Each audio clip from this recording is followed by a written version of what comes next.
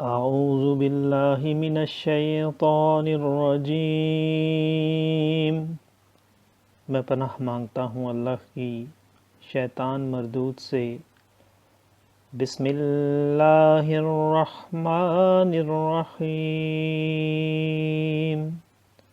اللہ کے نام سے شروع جو نہایت مہربان رحم والا۔ قل یا اہل الکتاب تعالوا الی کلمۃ سواء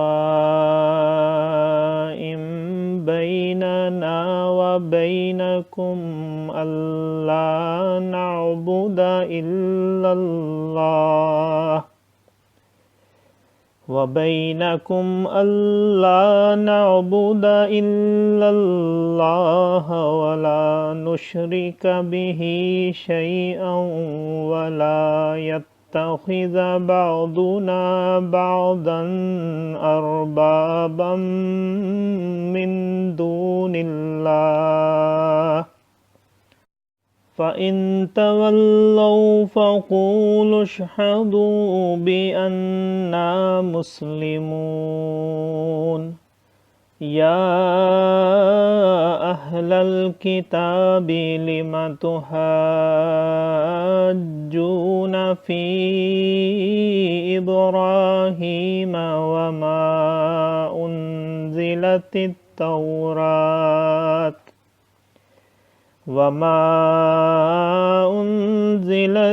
التوراة والإنجيل إلا من بعده أفلا تعقلون ها أنتم هؤلاء حاججتم فيما لكم به علم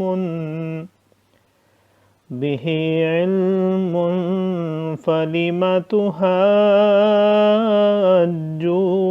فيما ليس لكم به علم والله يعلم وأنتم لا تعلمون۔ صدق اللہ العظیم۔ تم فرماؤ اے کتابیو، ایسے کلمہ کی طرف آؤ جو ہم میں تم میں یکساں ہے، یہ کہ عبادت نہ کریں مگر خدا کی اور اس کا شریک کسی کو نہ کریں، اور ہم میں کوئی ایک دوسرے کو رب نہ بنا لے اللہ کے سوا۔ پھر اگر وہ نہ مانے تو کہہ دو تم گواہ رہو کہ ہم مسلمان ہیں۔ اے کتاب والو، ابراہیم کے بارے میں کیوں جھگڑتے ہو؟ توریت اور انجیل تو نہ اتری مگر ان کے بعد، تو کیا تمہیں عقل نہیں؟ سنتے ہو یہ جو تم ہو اس میں جھگڑے جس کا تمہیں علم تھا، تو اس میں کیوں جھگڑتے ہو جس کا تمہیں علم نہیں، اور اللہ جانتا ہے اور تم نہیں جانتے۔ صدق اللہ العظیم۔ معزز سامعین اور حاضرین، آج ہم نے سورہ آل عمران کی آیت نمبر 64 سے آیت نمبر 66 تک کی تلاوت کی اور ترجمہ پیش کیا۔ اللہ تعالیٰ قبول و منظور فرمائے۔ اللہ تعالیٰ میں قرآن پاک کو پڑھنے، سننے، سمجھنے اور اس کے احکامات اور تعلیمات پر عمل کی توفیق عطا فرمائے۔